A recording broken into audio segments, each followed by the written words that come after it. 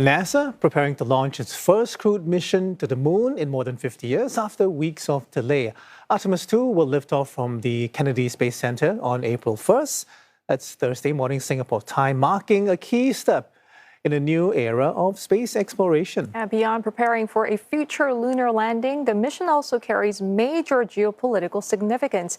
Toni Waterman followed this report for CNA from Washington, D.C. 10, 9, 8, ignition sequence start, engines armed. 5. The last time humans set foot on the moon, it was December of 1972. Launch commit. Liftoff. We have liftoff. Flag is a beautiful picture. Apollo 17 was the last of 6 successful U.S. moon landings, which started in 1969. The Eagle has landed.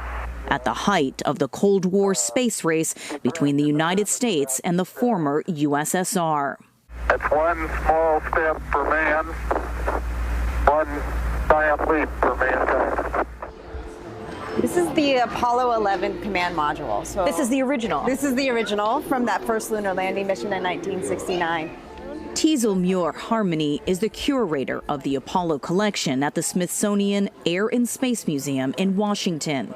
She says the Artemis program draws on the technology developed during the Apollo era, like this heat shield, which protects the astronauts as they re-enter Earth's atmosphere when temperatures can spike up to 2,700 degrees Celsius.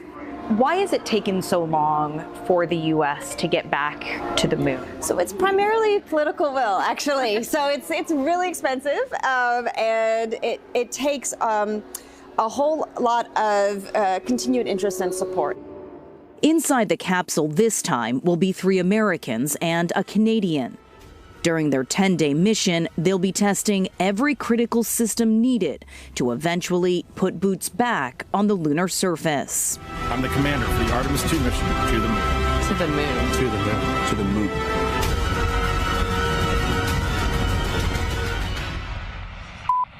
This time around, the astronauts are only circling the moon, going deeper into space than any human has before.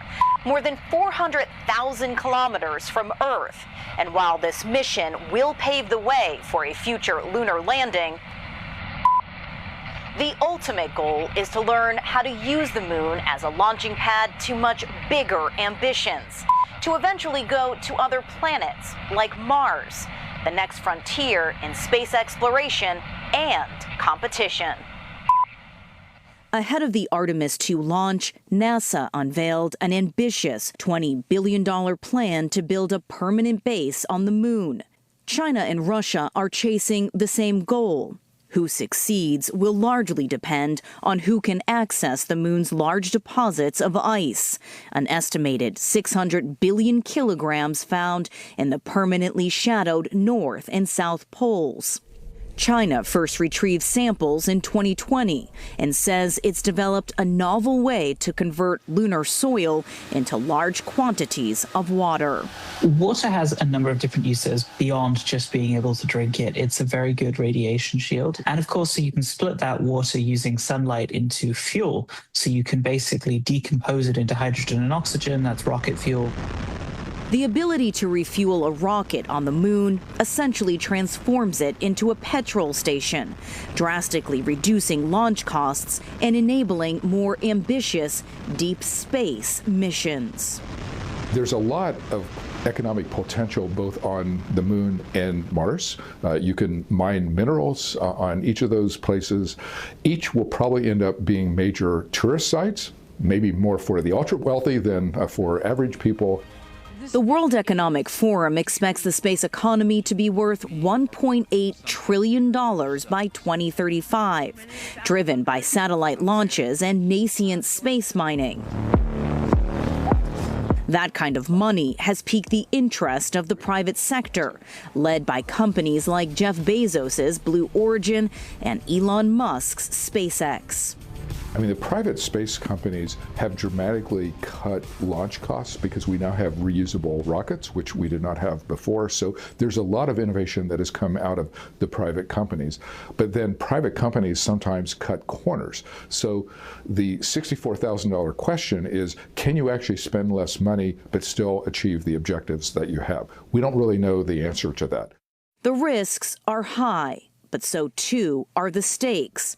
NASA aims to land astronauts near the lunar South Pole by 2028.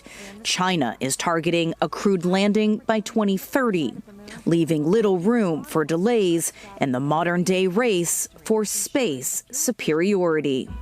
For CNA, I'm Toni Waterman in Washington, D.C.